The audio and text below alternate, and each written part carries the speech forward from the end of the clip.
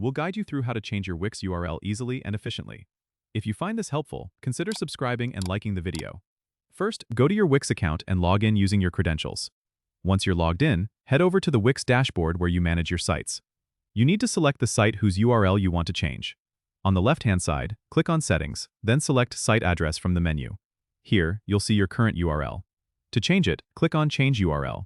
Now, you can choose a new URL for your site.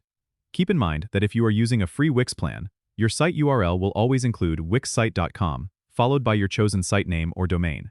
If you have a custom domain purchased through Wix or another provider, you'll want to make sure you enter it correctly. After entering your new URL, make sure to click Save or Publish so the changes take effect. Remember, it might take a little time for the URL change to propagate and become active everywhere. If you're using a custom domain, ensure your domain is properly connected to your Wix account.